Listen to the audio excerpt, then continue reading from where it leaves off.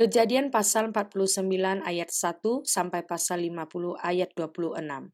Kemudian Yakub memanggil anak-anaknya dan berkata, "Datanglah berkumpul, supaya kuberitahukan kepadamu apa yang akan kamu alami di kemudian hari.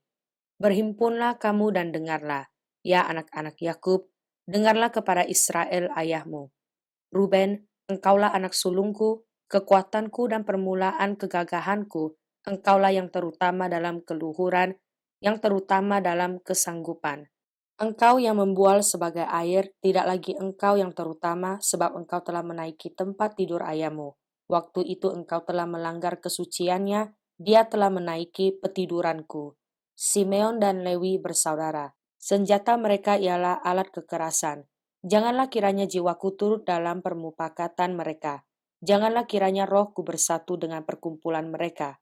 Sebab dalam kemarahannya, mereka telah membunuh orang dan dalam keangkaraannya mereka telah memotong urat keting lembu.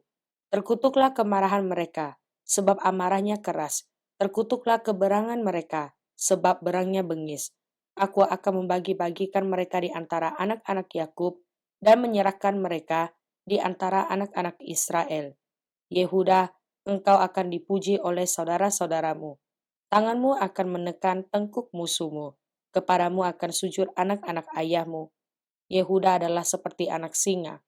Setelah menerkam, engkau naik ke suatu tempat yang tinggi, hai anakku. Ia meniarap dan berbaring seperti singa jantan atau seperti singa betina. Siapakah yang berani membangunkannya? Tongkat kerajaan tidak akan beranjak dari Yehuda, ataupun lambang pemerintahan dari antara kakinya, sampai dia datang yang berhak atasnya, maka kepadanya akan takluk bangsa-bangsa. Ia akan menambatkan keledainya pada pohon anggur, dan anak keledainya pada pohon anggur pilihan. Ia akan mencuci pakaiannya dengan anggur, dan bajunya dengan darah buah anggur. Matanya akan merah karena anggur, dan giginya akan putih karena susu. Zebulon akan diam di tepi pantai laut, ia akan menjadi pangkalan kapal, dan batasnya akan bersisi dengan Sidon. Isakar adalah seperti keledai yang kuat tulangnya, yang meniarap di apit bebannya ketika dilihatnya bahwa perhentian itu baik dan negeri itu permai. Maka disendengkannyalah bahunya untuk memikul, lalu menjadi budak Rodi. Adapun Dan, ia akan mengadili bangsanya sebagai salah satu suku Israel. Semoga Dan menjadi seperti ular di jalan, seperti ular berludak di denai yang memagut tumit kuda sehingga penunggangnya jatuh ke belakang. Aku menanti-nantikan keselamatan yang daripadamu ya Tuhan. Gad, ia akan diserang oleh gerombolan, tetapi ia akan menyerang tumit mereka. Asher, makanannya akan limpah mewah, dan ia akan memberikan santapan raja-raja. Naftali adalah seperti rusa betina yang terlepas. Ia akan melahirkan anak-anak indah. Yusuf adalah seperti pohon buah-buahan yang muda. Pohon buah-buahan yang muda pada mata air, dahan-dahannya naik mengatasi tembok. Walaupun pemana-pemana telah mengusiknya, memanahnya dan menyerbunya, namun panahnya tetap kokoh dan lengan tangannya tinggal liar. Oleh pertolongan yang maha kuat, pelindung Yakub, oleh sebab gembalanya gunung batu Israel, oleh Allah ayahmu yang akan menolong engkau, dan oleh Allah yang maha kuasa yang akan memberkati engkau dengan berkat dari langit di atas, dengan berkat samudera raya yang letaknya di bawah, dengan berkat buah dada dan kandungan. Berkat ayahmu melebihi berkat gunung-gunung yang sejak dahulu, yakni yang paling sedap di bukit-bukit yang berabad-abad. Semuanya itu akan turun ke atas kepala Yusuf, ke atas batu kepala orang yang teristimewa di antara saudara-saudaranya. Benyamin adalah seperti serigala yang menerkam. Pada waktu pagi ia memakan mangsanya, dan pada waktu petang ia membagi-bagi rampasannya. Itulah semuanya suku Israel, 12 jumlahnya, dan itulah yang dikatakan ayahnya kepada mereka ketika ia memberkati mereka. Tiap-tiap orang yang diberkatinya dengan berkat yang diuntukkan kepada mereka masing-masing. Kemudian berpesanlah Yakub kepada mereka, "Apabila aku nanti dikumpulkan kepada kaum leluhurku, kuburkanlah aku di sisi nenek moyangku dalam gua yang di ladang Efron, orang Het itu, dalam gua yang di ladang Makpela di sebelah timur Mamre di tanah Kanaan. Ladang yang telah dibeli Abraham dari Efron, orang Het itu untuk menjadi kuburan milik. Disitulah dikuburkan Abraham beserta Sarah istrinya, Disitulah dikuburkan Ishak beserta Ribka istrinya. Dan disitulah juga kukuburkan Lea. Ladang dengan gua yang ada di sana telah dibeli dari orang Het. Setelah Yakub selesai berpesan kepada anak-anaknya, ditariknyalah kakinya ke atas tempat berbaring dan meninggallah ia. Maka ia dikumpulkan kepada kaum leluhurnya. Lalu Yusuf merebahkan dirinya, mendekap muka ayahnya serta menangisi dan mencium dia. Dan Yusuf memerintahkan kepada tabib-tabib, yaitu hamba-hambanya, untuk merempah-rempahi mayat ayahnya. Maka tabib-tabib itu merempah-rempahi mayat Israel. Hal itu memerlukan 40 hari lamanya, sebab demikianlah lamanya waktu yang diperlukan untuk merempah-rempahi. Dan orang Mesir menangisi dia 70 hari lamanya. Setelah lewat hari-hari penangisan itu, berkatalah Yusuf kepada seisi istana Firaun, "Jika kiranya aku mendapat kasihmu, katakanlah kepada Firaun, bahwa ayahku telah menyuruh aku bersumpah. Katanya, tidak lama lagi aku akan mati. Dalam kuburku yang telah kugali di tanah Kanaan, disitulah kau kuburkan aku. Oleh sebab itu, izinkanlah aku pergi ke sana, supaya aku menguburkan ayahku, kemudian aku akan kembali." Lalu berkatalah Firaun, "Pergilah ke sana dan kuburkanlah ayahmu itu, seperti yang telah disuruhnya engkau bersumpah." Lalu berjalanlah Yusuf ke sana untuk menguburkan ayahnya, dan bersama-sama dengan dia berjalanlah semua pegawai Firaun, para tua-tua dari istananya, dan semua tua-tua dari tanah Mesir, serta seisi rumah Yusuf juga, saudara-saudaranya dan seisi rumah ayahnya. Hanya anak-anaknya serta kambing domba dan lembu sapinya ditinggalkan mereka di tanah Goshen. Baik kereta maupun orang-orang berkuda turut pergi ke sana bersama-sama dengan dia, sehingga iring-iringan itu sangat besar. Setelah mereka sampai ke Goren Ha-Atad yang di seberang sungai Yordan, maka mereka mengadakan di situ ratapan yang sangat sedih dan riuh. Dan Yusuf mengadakan perkabungan 7 hari lamanya karena ayahnya itu. Ketika penduduk negeri itu, orang-orang Kanaan, melihat perkabungan di Goren Ha-Atad itu, berkatalah mereka, "Inilah perkabungan orang Mesir yang amat riuh." Itulah sebabnya tempat itu dinamai Abel Mizraim, yang letaknya di seberang Yordan. Anak-anak Yakub melakukan kepadanya, seperti yang dipesankannya kepada mereka.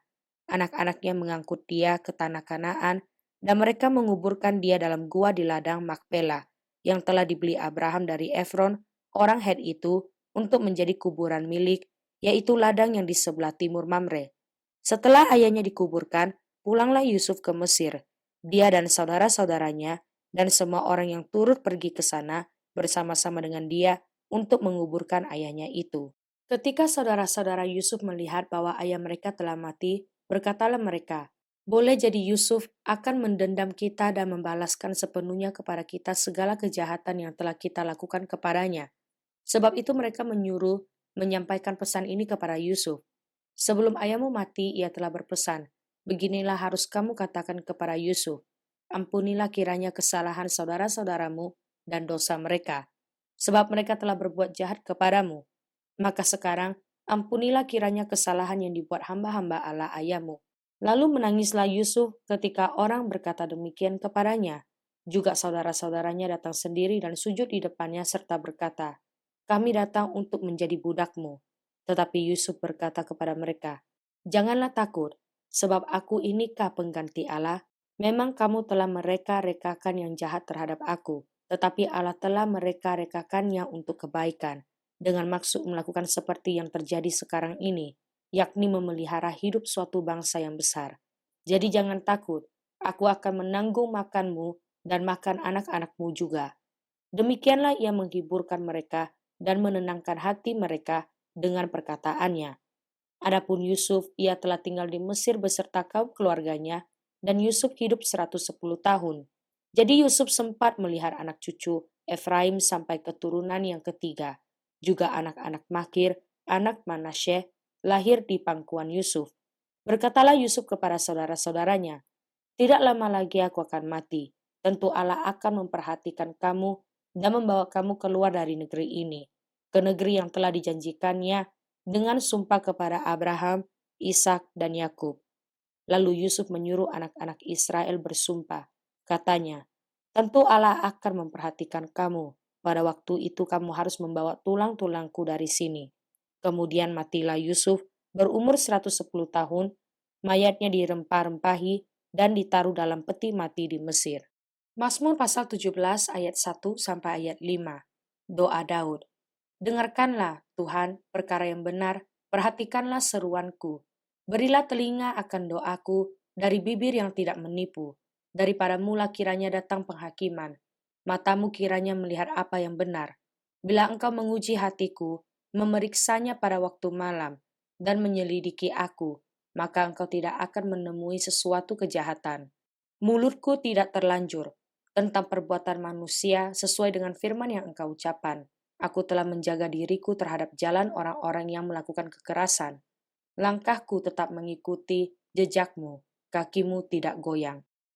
Amsal pasal 3 ayat 21 sampai ayat 24. Hai anakku, janganlah pertimbangan dan kebijaksanaan itu menjauh dari matamu. Peliharalah itu, maka itu akan menjadi kehidupan bagi jiwamu dan perhiasan bagi lehermu. Maka engkau akan berjalan di dalam jalanmu dengan aman dan kakimu tidak akan terantuk. Jikalau engkau berbaring, engkau tidak akan terkejut, tetapi engkau akan berbaring dan tidur nyenyak. Matius pasal 18 ayat 10 sampai ayat 35. Ingatlah, jangan menganggap rendah seorang dari anak-anak kecil ini, karena aku berkata kepadamu, ada malaikat mereka di sorga yang selalu memandang wajah Bapakku yang di sorga. Karena anak manusia datang untuk menyelamatkan yang hilang. Bagaimana pendapatmu? Jika seorang mempunyai 100 ekor domba, dan seekor di antaranya sesat, tidakkah ia akan meninggalkan yang 99 ekor di pegunungan dan pergi mencari yang sesat itu?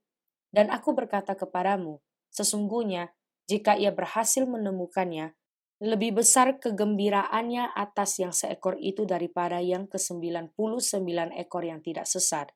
Demikian juga Bapamu yang di sorga tidak menghendaki supaya seorang pun dari anak-anak ini hilang. Apabila saudaramu berbuat dosa, tegurlah dia di bawah 4 mata. Jika ia mendengarkan nasihatmu, engkau telah mendapatnya kembali. Jika ia tidak mendengarkan engkau, bawalah seorang atau 2 orang lagi, supaya atas keterangan 2 atau 3 orang saksi, perkara itu tidak disangsikan. Jika ia tidak mau mendengarkan mereka, sampaikanlah soalnya kepada jemaat. Dan jika ia tidak mau juga mendengarkan jemaat, pandanglah dia sebagai seorang yang tidak mengenal Allah atau seorang pemungut cukai.